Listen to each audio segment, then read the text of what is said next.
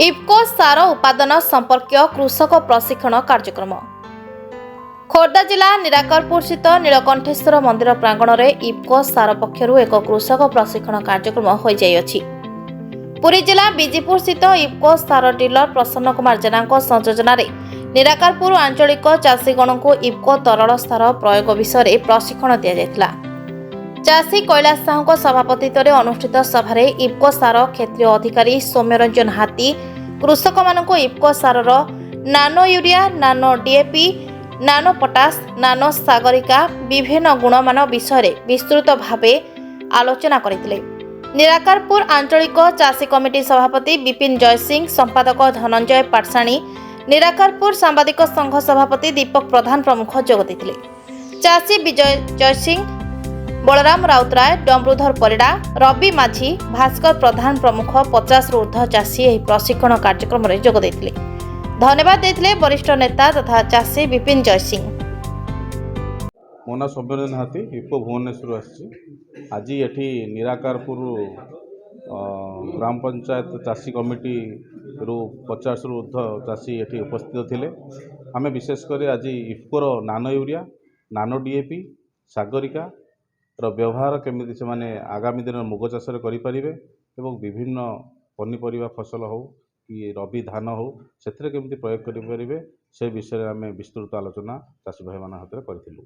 चाषी भाई मानकर विशेषकर बहुत गुटे प्रश्न रही कौ समय व्यवहार करेंगे, किपर व्यवहार करें, नानो सार आमर विभिन्न औषध साथ मिसी पार कि ना से विषय नहीं कि आम चाषी भाई मानक मतामत देइथिलु, तांकर प्रश्न उत्तर रखिथिलु एवं से माने विश्वर जो प्रथम नानो यूरिया, नानो डीएपी बाहरी जोटा माटी पे क्षतिकारक नुहे, परिवेश पे क्षतिकारक नुहे, चाषी भाई मानकर कौन क्षतिकारक ना, पानी जगत पे कौन क्षतिकारक नुहे। यार प्रयोग करने द्वारा केमिति अमल वृद्धि हो पार, रोग प्रकार आक्रमण केमिति कमी पार, विशेषकर चाषी कम खर्च केमिति अधिक लाभवान हो पारे से विषय में आम चाषी भाई मानक सचेतना करते। बलराम राउतराय, ननपड़ा मौजा चाषी, आज आंचलिक चाषी कमिटी तरफ आमंत्रित होता आमर इफ्को सार रिजनल मैनेजर एवं आमर डीलर जेना महोदय एवं हाथी सार आसते आमको नानो सार प्रयोग को विस्तृत भाव में व्याख्या करते किपरि आम केमिकाल जो बर्तमान में आमर जो सार आम पारंपरिक सार जो यूज करुले से सार आम केमी निवृत्त हो आमर माटीर फर्टिलिटी केमती अक्षुण्ण रखी आम नानो सार किपर व्यवहार करवा तार उपकारिता और उपयोगिता विषय आमको विस्तृत भाव व्याख्या करते।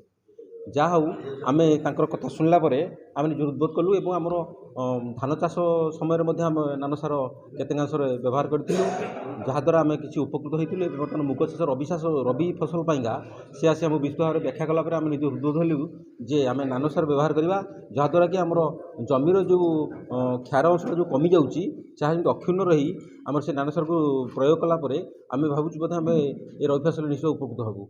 कहीं से 3 प्रकार सार विषय आमको कहते गोटे डीएपी, नानो डीएपी, नानो यूरिया, नानो आमर आउटे रहा कौन सागरिका तापरे पोटास यहाँ किपरि भाव में मिश्रण करी ताहाकू आम 35 दिन माने जिते धान ये मुग जिते 2 पत्र हम 35 दिन पर ताहाकू किपरि सिंचन करा ताहार विस्तृत भाव में आमको व्याख्या करते उद्बोध कलापर आम निजे उपकृत हो बोली आम आशा करूँ।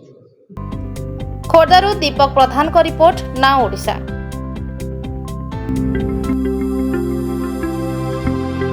लेटेस्ट न्यूज अपडेट पाई www.nowodisha.com को लॉगिन करंतु।